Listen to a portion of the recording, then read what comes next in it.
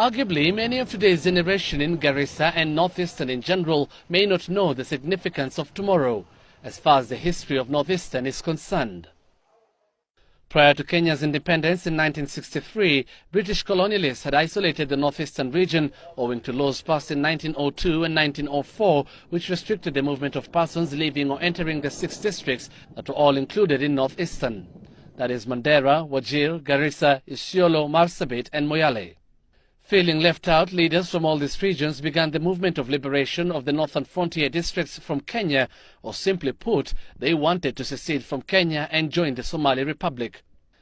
The height of their demand was in the 1962 Lancaster House Conference, when NFD's representative, the late Abdirashid Khalif, shocked the conference, as well it centered on party interests of KANU and KADU. He said he was neither KANU nor KADU, but an absolute secessionist.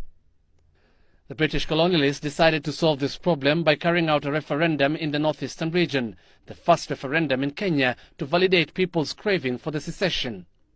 Over 80% voted in favor to join Somalia, but the colonialists then failed to approve the results and NFD was declared Kenya's province. The Northern Province People's Progressive Party was then formed to press for their demands. A bloody insurgency then ensued, with NFD militants being supplied with weapons by Somalia, an insurgency that was subsequently branded by the Kenyan government as the Shifter War.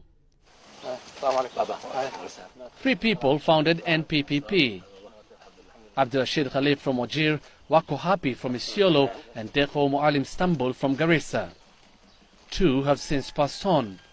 But in Garissa, the Abuduwa clan still boasts of the 4th generation of its royal family, and one of the liberation leaders, Dekho Stambul.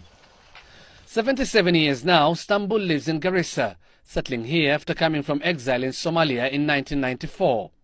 Perhaps owing to the atrocities his people went through during the Shifter War, Stambul was hesitant to meet us, only allowing pictures but refusing to talk to us. He tells me he has only talked to the media once. Not once. I spoke to the media once in 1994. I criticized the Moi regime and was detained for 24 hours.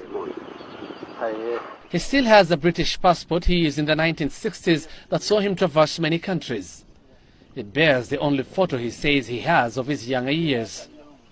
But Stambul still decides to be rather modest with us, again being careful not to let anything slip his lips.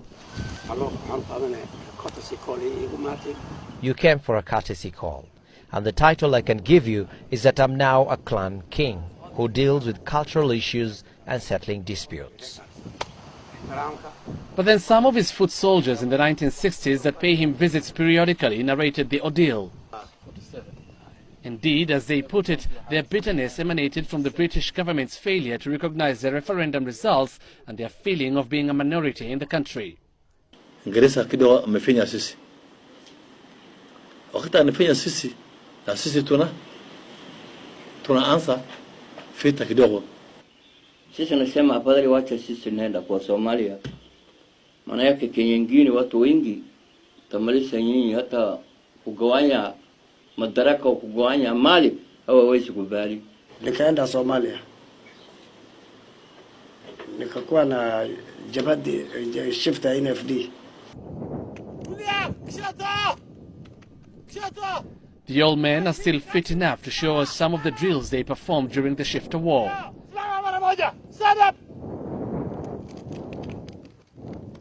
Apparently, to keep them going in the war, propaganda was also used. Wakati mwingine sinasikia Kenyatta nashika msichana mwingine mtoto Msomali kidogo mama na beba nasema nashika nyere yako nyororo makengine tasara wewe ngumu yele ngumu itasa hiyo mambo kama hiyo sisi naenda huko. The Kenyatta government was, however, not keen to let the secession happen and suppressed the war, which to date has put the government on the spotlight in violating human rights during the war. Nilisimama ile shimo askari kwa ndani. Nilisimama juu yake hivi kwa angalia hivi amenituba hivi. Mawe moja kubwa hivi niliweka hapa.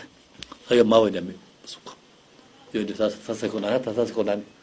Hata uwezo sasa iko ndani sasa. Ile grenade sasa iko ndani. Hiyo ni grenade.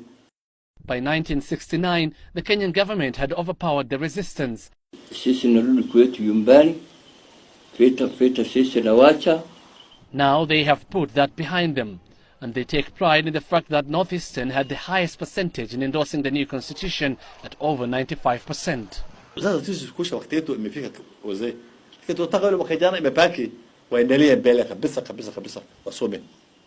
Alafu faida yetu ndio hiyo, nilipiga ajili hiyo, ndio nilipiga hiyo kura. Sisi tunaongezeka Kenya, kama Kenya napiga bomu sisi kwa ndani, kama Kenya inafaidika sisi wa ndani, maana nyingine hakuna tamaa ya Somali. Sasa tamaa ya Somalia sisi, hata kama Somali inapata uhuru sahihi, inapata bendera, sisi hapa tunataka watu wanaoishi kabisa.